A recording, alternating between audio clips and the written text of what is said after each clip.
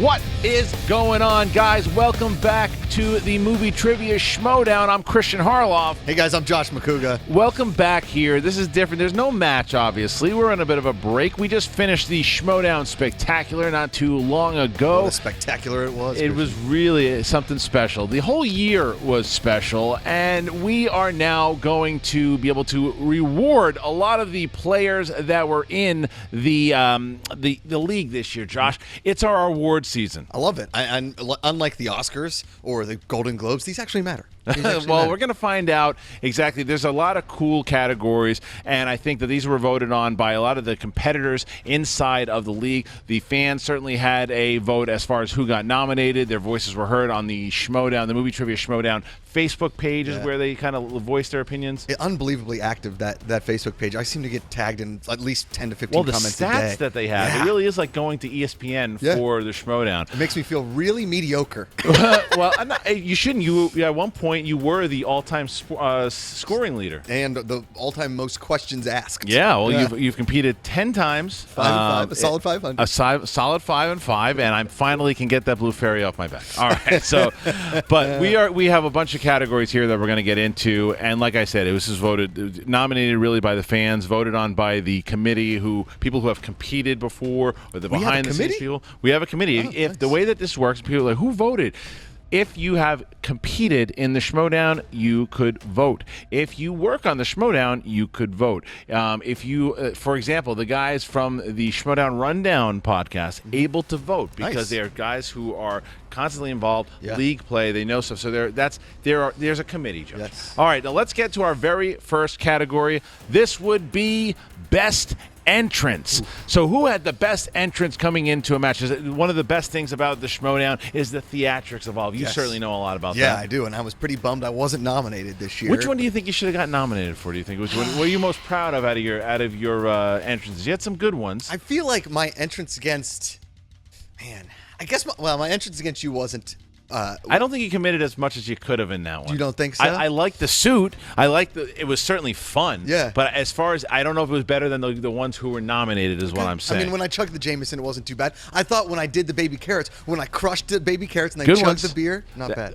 Good entrances for sure. I mean, there are certain ones that I liked of my own that didn't necessarily make it in there, but we didn't get nominated. This is sour grapes coming from two schmucks that didn't get nominated. Here are your 4 nominees for Best Entrance of the Year.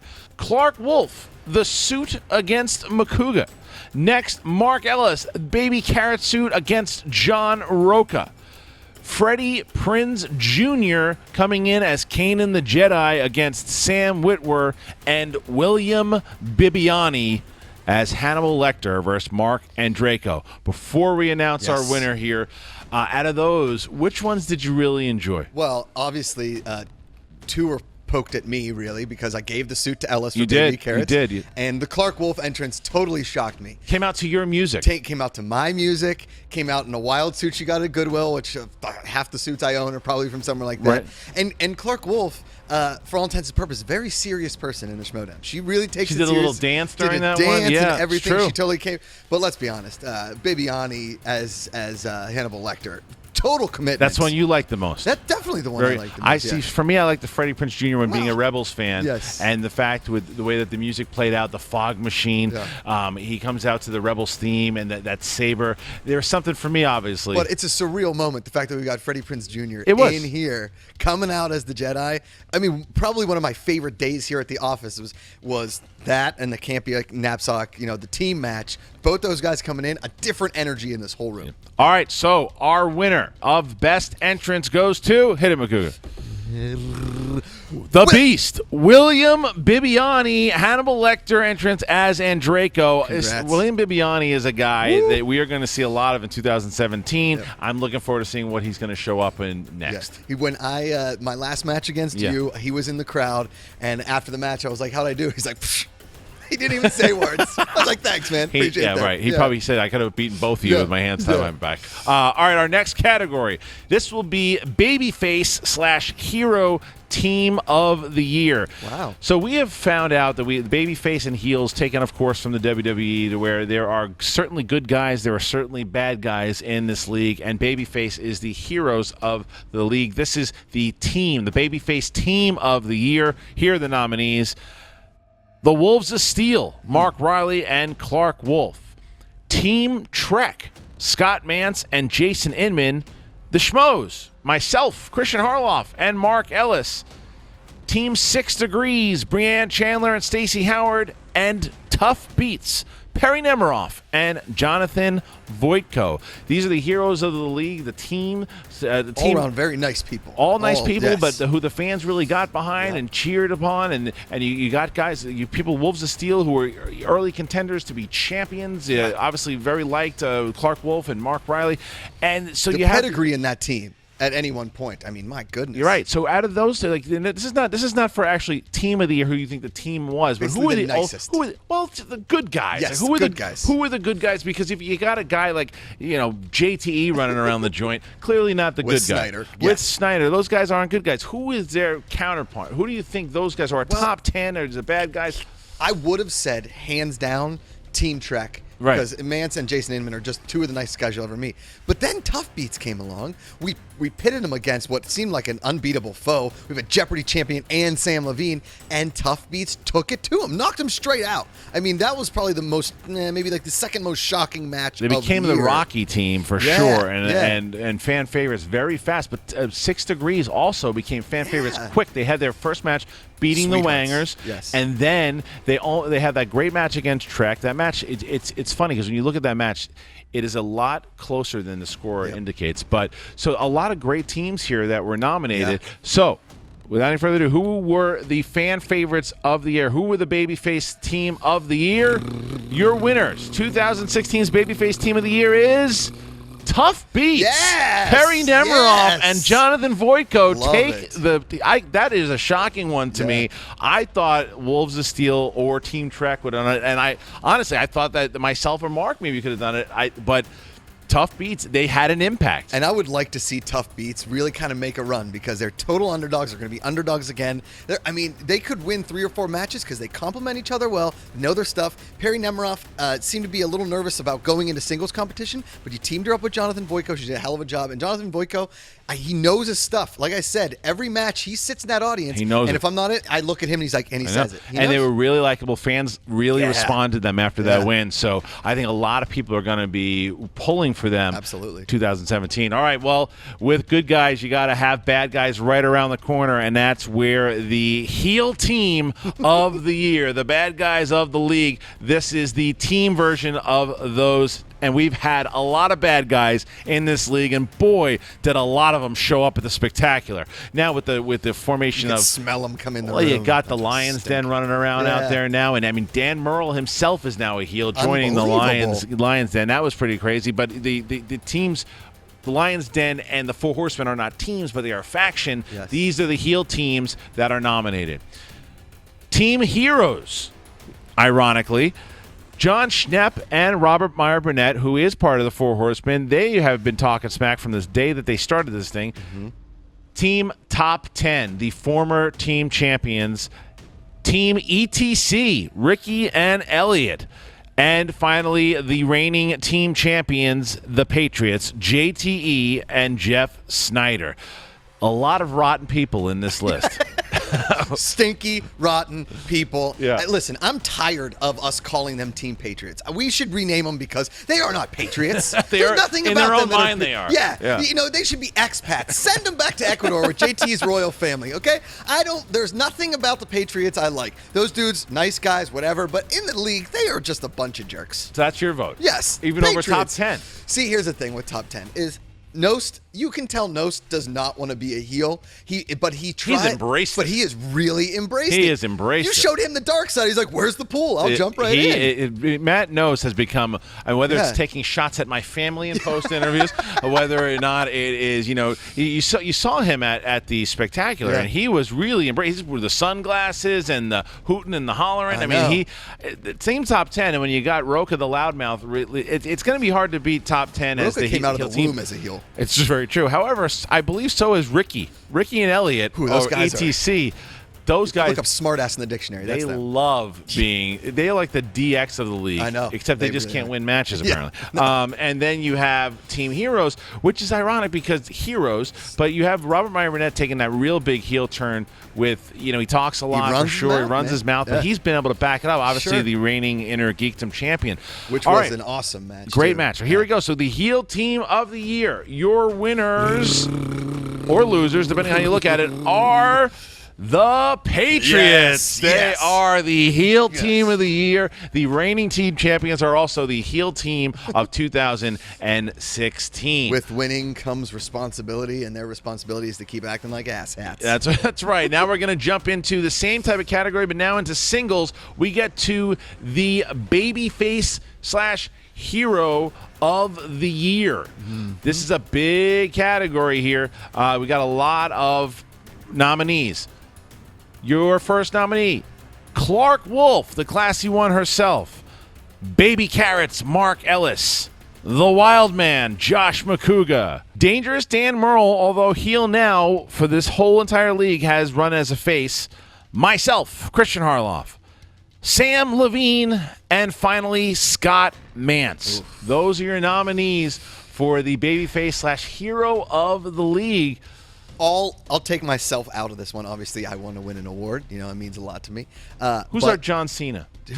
Who's that nice guy with the big arms? Who's the guy? Who's the guy who's fighting the fight? You think Mance is the guy? Yeah. Even with the Bestman thing, Mance gives his kidney to his brother, and a day later he's in the Schmoedown. Well, he's the foil. He's the foil to Roca. Yes. I mean, if you look at Roca as one of the top bad guys in the league, who's his ultimate foil? The good guy that is Scott Mance.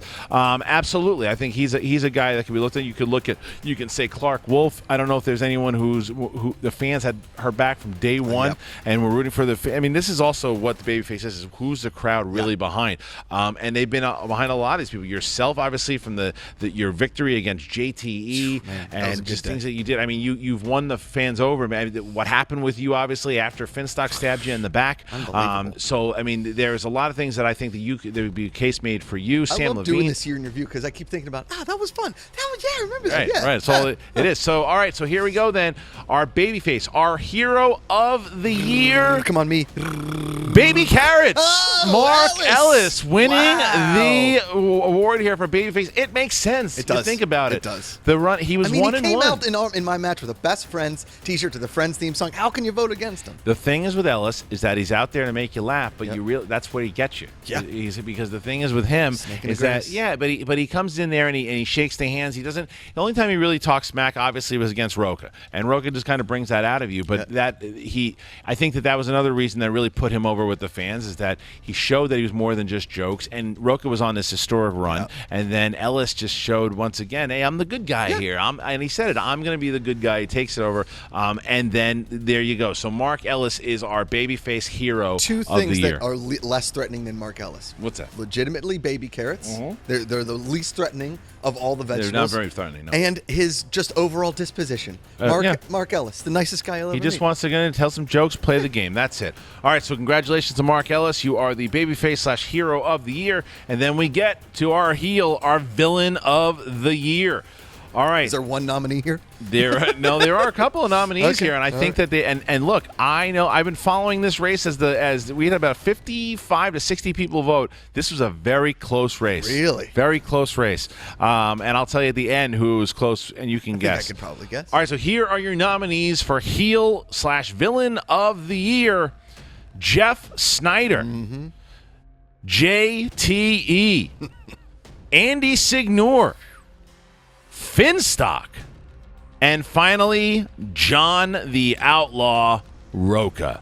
there's a lot of people in there. I think John Roca would be less of a heel if he didn't wear that stupid mask. And that hat. Yeah. It's something just he prides himself on it. He likes to talk smack. But the thing is with Roca is that Roca does, if you when we introduced Roca at the panel at LA Comic-Con, there were a lot of cheers for Roca. Yeah. He is definitely a bad guy, throwing shirts in people's faces and just completely talking smack, and the hype. He's the Conor McGregor, if you will, when he goes into matches.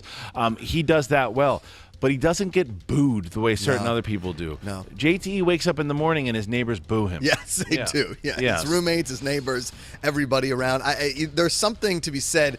JTE doesn't fit the heel mold, right? When you hear him talk, he does. And then all of a sudden he's like, "Well, I didn't lose. I won in my mind. Right. Like, I'm always a winner, even when I lose." He's dummy. You lost. He's the only competitor that's ever had a 30 for 30 special made from him. True. And if you look at this other, Andy Signor is another guy. I mean, certainly knows how to play that villain. Came out against me in my match with his Emperor guard at the time. Ken Knapsack was still with Screen Junkies. Walked out with him. That was a low moment for me. There's a lot of things there.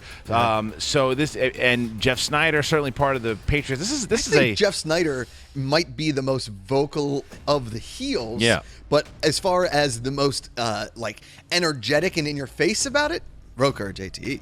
All right. So and wait, we forgot completely about Finstock. Yeah. Wow, man. I don't like to bring up his name. Well, you got to, because Finstock, what a run. Finstock, when he debuted on the Schmoes No Show, was a villain from the second he opened his mouth. And then once JTE stabbed him in his back, people liked him. And then when you guys joined together, then they really liked him. Mm-hmm. And then he stabs you in the back. He calls you a loser. He calls Sam Levine a loser. Then he goes and he forms the Lion's Den. He recruits the Patriots. He recruits Andraco. And then he recruits Dan Murrell.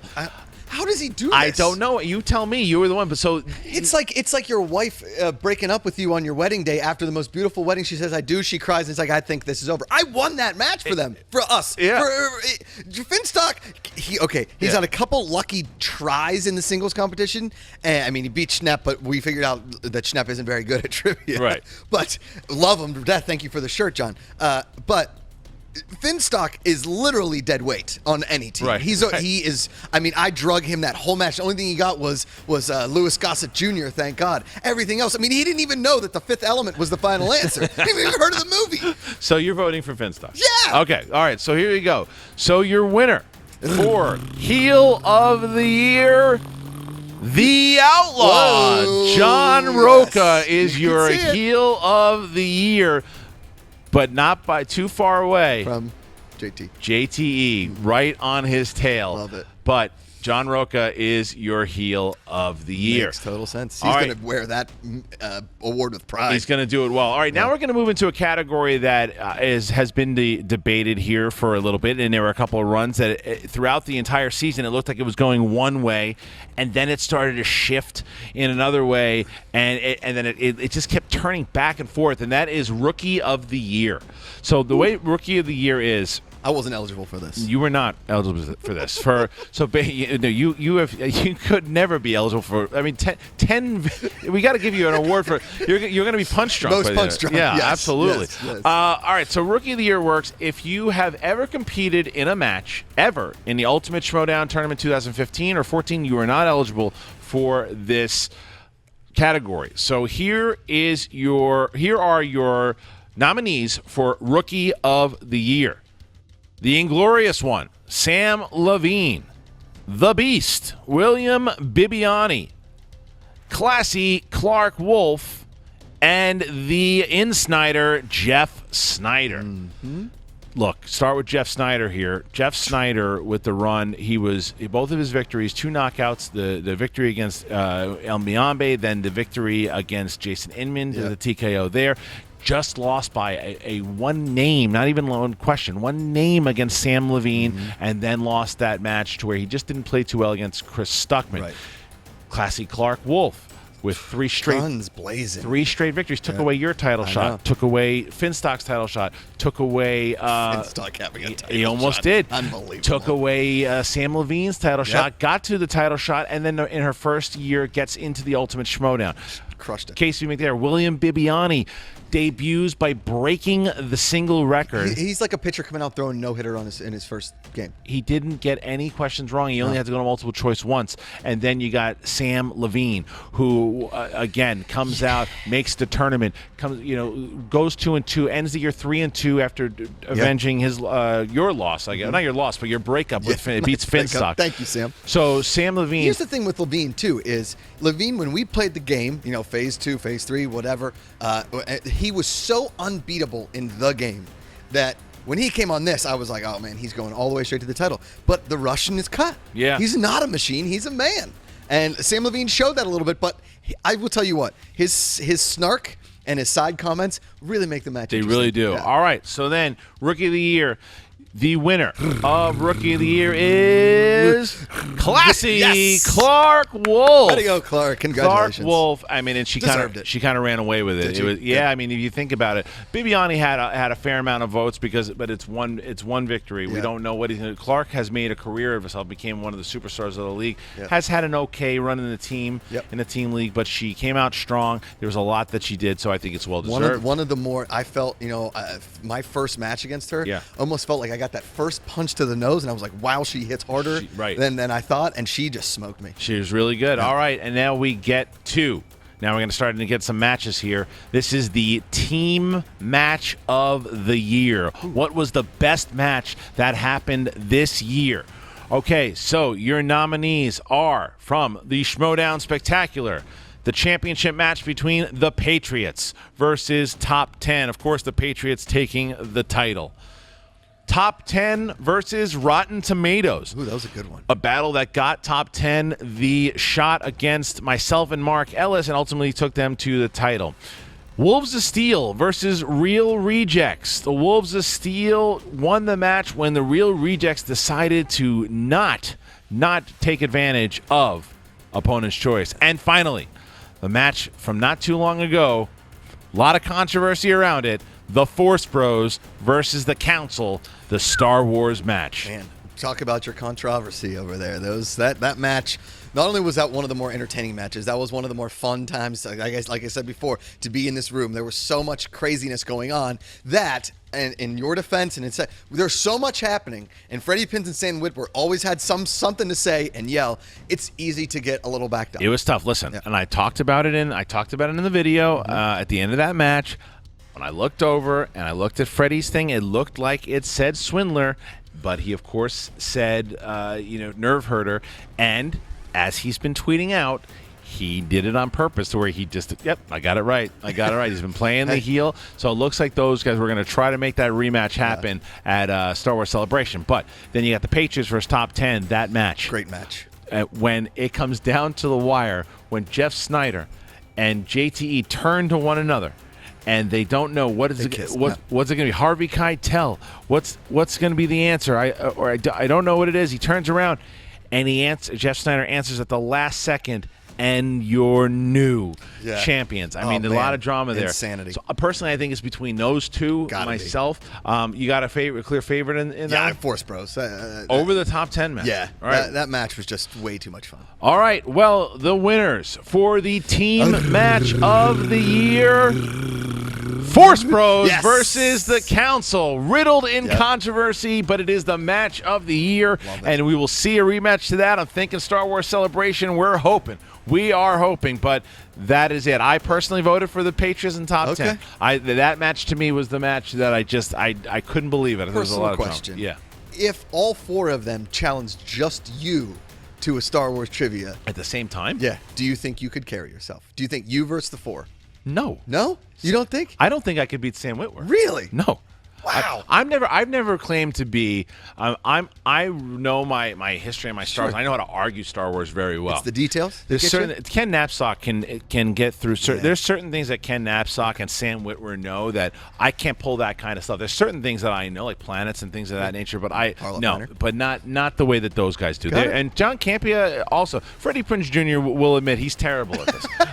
But he's got Sam Witwer. He's the Finstock of that team. He is. Much but he's got Sam Witwer. But it was funny because when you watch that Freddie Prinze Jr. versus Sam Witwer match, the singles match, when they weren't doing Star Wars, Freddie was kicking ass. Yeah. Then they got Star Wars and Sam kicked his ass. Correct. All right, so that's the team match of the year. Now we jump over Singles match of the year. This was the hardest category by far. Tons of single matches this year. A lot of nominees. This is going to be tough for you. I don't know if you know what the match is going to be, but here we go. The nominees are Dan Murrell versus Mark Ellis. Title match from the Schmoedown Spectacular. William Bibbiani versus Mark and Draco, the highest scoring match in Schmoedown history. Scott Mance versus John Roca 1. Scott Mance versus John Roca 2. Kristian Harloff versus John Roca, the high-scoring match to where John Roca at the time broke the scoring record. Kristian Harloff versus Andy Signor. And finally, JTE versus Mark Ellis in the sudden death match. All great matches. All right. So out of those matches, you hear it. What do you think? I mean, I think there's a clear winner. It's got to be Bestman. It's got to be Roca Mance 1.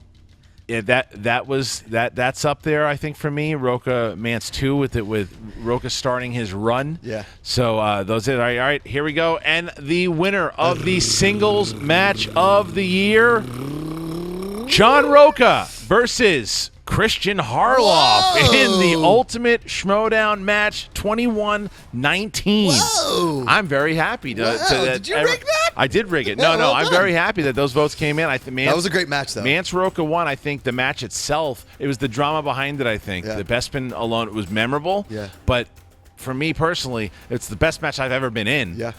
And it was tit for tat, the two of us. And I think that the only reason that maybe we even beat out Draco and Bibbiani, because they played even a better game, right, I think is because it was in the Ultimate Schmoedown and the stakes behind it. Absolutely. And, you know, what a lot of you don't see is post-match, after the interviews are done, the cameras are off, there was still a ton of emotion going on. Right. And you were hurt.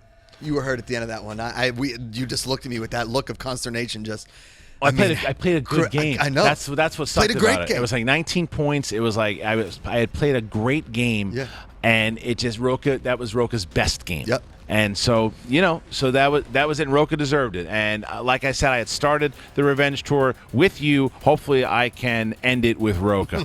All right, and our final two categories of the year here. The team of the year. This is who was the best team all year around, who had the best run. This isn't just about whether or not they got over with fans. How did they play the game? How did they just the overall package and what they did and what they brought to the league? Here are your nominees for team of the year. Mega Powers. No. Team top 10, Matt Nost and John Roca. The Patriots, JTE and Jeff Snyder. The Schmoes, Kristian Harloff and Mark Ellis. And Team Trek, Scott Mance, Jason Inman. Team Trek is an interesting thing here because they 3 victories, 2 knockouts. They win their match in the Spectacular in pretty grand fashion. You're beating up ETC. Yep. They're going to be going for the titles soon. You didn't know how they were going to work together. Mance, we thought was going to retire, comes back, and they're a memorable team. Myself and Ellis, even though we might have lost the titles, we won the titles this year also. We wound up winning the tournament in the beginning of the year. And then you've got the Patriots, the reigning team champions, and top 10. Took the titles and had that match against Rotten Tomatoes also. Yeah, I think Team Trek, because Scott Mance and Jason Inman have had up and down singles careers, but it seems you got those guys together. They're a really tough team to beat and totally underestimated. Every time they go out, I'm like, they'll put up a fight, they'll probably lose. No. They always fight it. They always fight it in. And Inman knows how to rein Mance in. Yeah, well, they're both Trekkie guys, so they get it. I like top 10. I love you guys. I think though, if you look at Body of work, I'd go with you.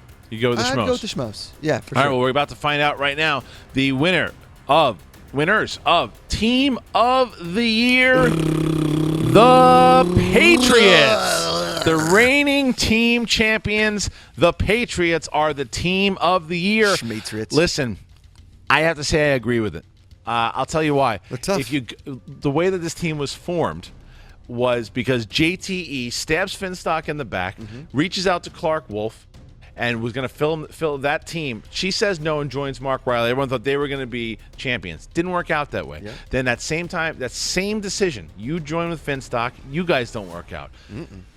Patriots form then, what do? They go ahead and they beat you guys, knock you guys out. Then they go their next match. They knock out Heroes. Yeah. And then they win the titles against top 10. I mean, they're the best team right now. Yeah. Unless you put Bibiani and Andrejko together, they're a tough team to beat. Yeah. They so really that's your team of the year. So finally, it all comes down to this. Woo. Player of the year. Who was the best single player of the year this year in the Schmoedown?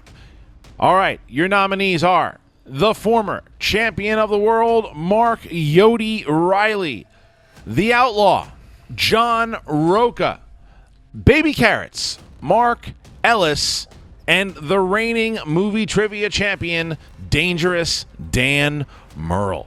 I like that I didn't get nominated in there. It gives me something to aspire to in 2017. You had a good run. I did. I think that if it was overall like Schmoeville darling, you definitely you'd be in there. You'd be in there. Thank you, Kristian. I appreciate that. You had a hell of a run, kid. Yeah, I mean, here's the thing. I think in this category, I loved Mark's run in Ellis's run, Baby Carrot's run in the Ultimate Schmoedown.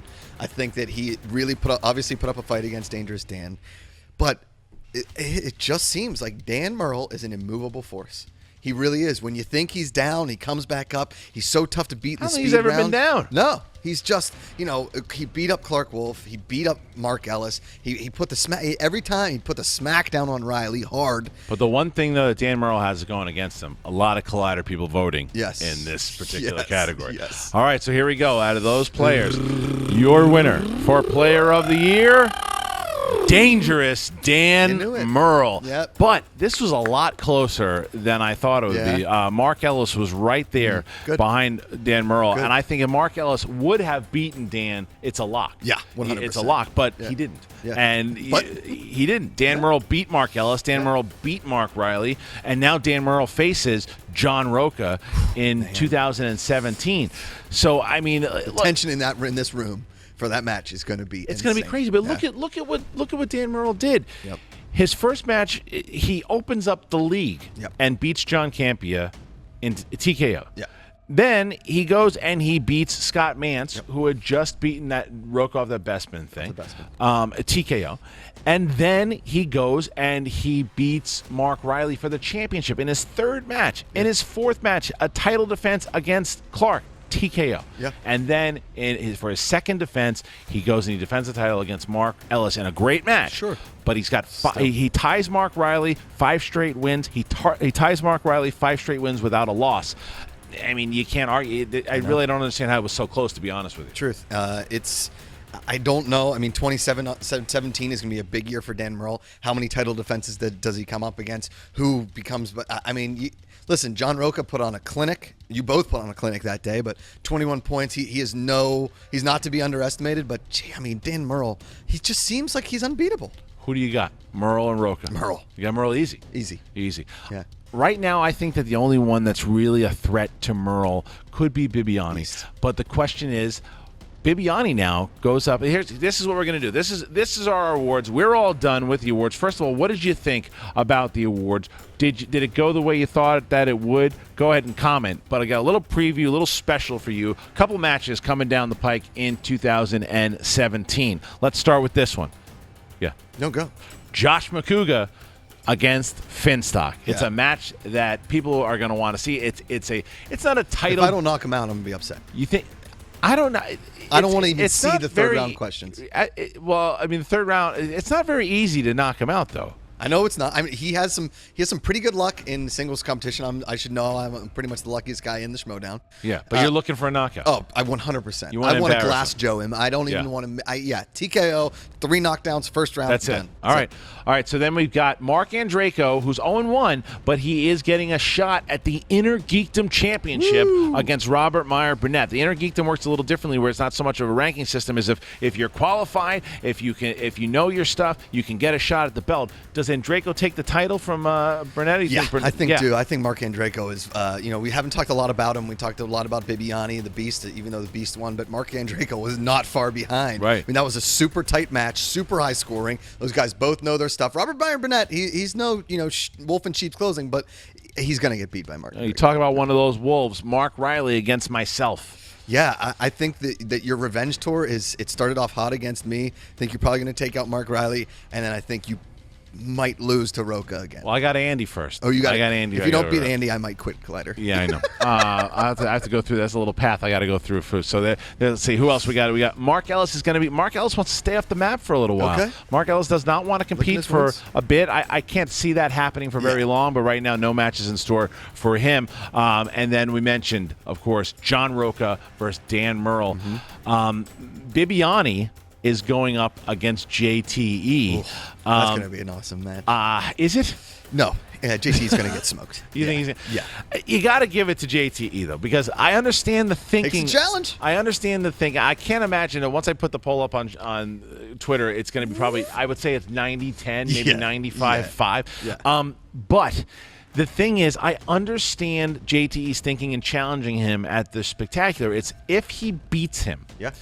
He's back on track, and he also has nothing to lose because he's got the belt on his shoulder, the team belt right now. He stays there. I know.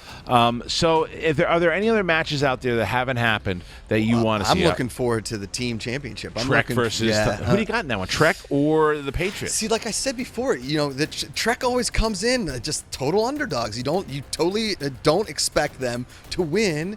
And the Patriots have shown that they are vulnerable. I love the energy of Trek. I'm going to take Trek. You think Trek's going to take the titles? I'm going to stick with the champs on that one. I think Snyder has something to prove. I think he played bad against Stuckman. He knows it, and he wants to prove it again because he came off of that loss and then followed it up with a championship win. So then I think he's going to come back and defend his title. Gotcha. All right, that's everything so far. There's a lot more to come in 2017, but that's everything that we had in 2016 as far as the awards. What'd you guys think? Once again, comment, and like we mentioned in the beginning of this show, go and join the Movie Trivia Schmoedown Facebook page started by you guys. Also, make sure you go and you check out the Schmoedown Rundown, also started by you guys on the Schmoes Know podcast channel, the ESPN, if you will, for the Schmoedown. For Josh Macuga, the wild man himself, I'm Kristian Harloff. We'll see you next year. I believe the first match is going to be anywhere between the second and third week of January. We'll figure it out. Hey guys, if you like this video, click the thumbs up button. Also, make sure you subscribe to our YouTube channel. It'll help you stay up to date with everything we've got going on here at Collider.